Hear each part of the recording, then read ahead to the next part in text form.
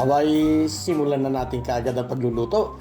Maggigisa lamang tayo ng luya, bawang at saka sibuyas. Ayan, so hintayin lang natin maging golden brown. At maamoy-amoy naman natin yung bango ng sibuyas, bawang at saka yung luya. Ito ay napakasimpleng luto lang, pero yung iba kasi talagang ginagawang natural lamang yung kanilang nilulutong ganito. Pero ito ngayon mayroong kakaibang konti. At para may konting kagat, naglagay din ako ng sili. Optional lang po ito ha. Huwag niyo pong lalagyan kung ayaw po ninyo ng mahirapan kayong kumain. Okay, ayos na to. So unahin natin ilagay yung balon-balunan.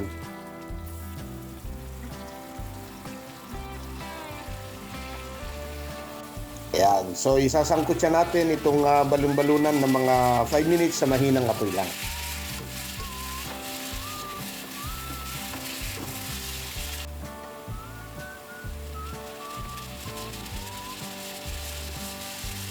At dahil adobo ang ating niluluto, lagyan natin ng dahon ng laurel, paminta, durog, pinulbos o buo. Ayos lang po yan. Huwag lang po yung buto ng papaya ha. Hindi po mangangamoy. Mabango yan. Okay. So ituloy po natin ang pagsasangkot siya doon sa balon-balunan.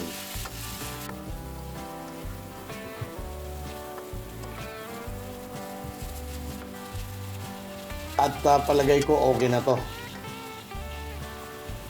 Yan. Isunod na natin yung atay. Ito po ay atay at balon-balunan ng manok. Ano? Yan. Konti lang yung atay .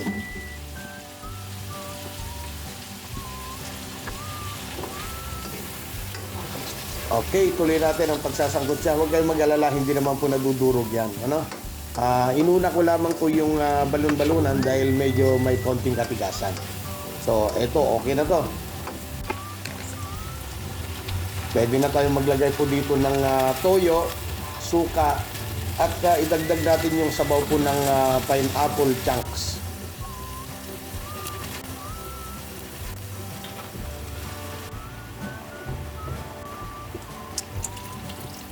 So, yung sabaw lang muna.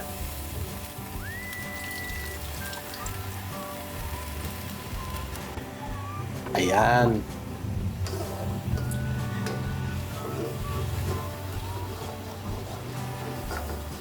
Yan, kinakayod-kayod ko yung mga nasunog or yung nagtutong sa gilid kasi yan po ay magdadagdag or magpapasarap lalo dun sa ating niluluto.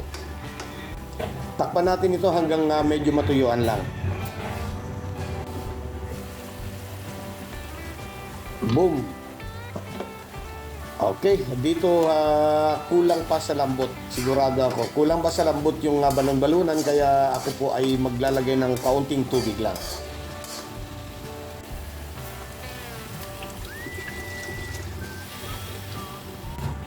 Ayan.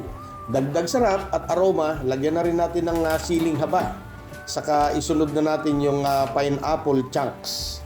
Yun .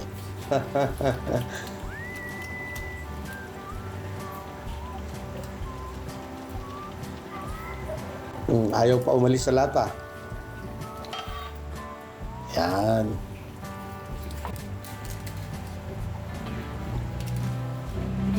Para lalong masarap, magic sarap. Yan lang yung sikreto . Okay. So, halo-haluin lang natin ng kaunti yan. Pagkatapos, takpan na naman natin uli.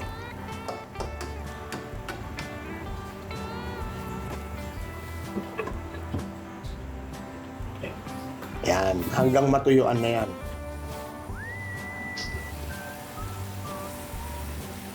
Yun panalo. Adobong pinasarap sa pineapple chunks. Yun. Dinamihan ko na rin ang sinaing. At siguradong mapapalaban na naman ako nito. Okay. So, tapos na po tayo. Ito na po yung ating adobong atay at balon-balunan sa pinya.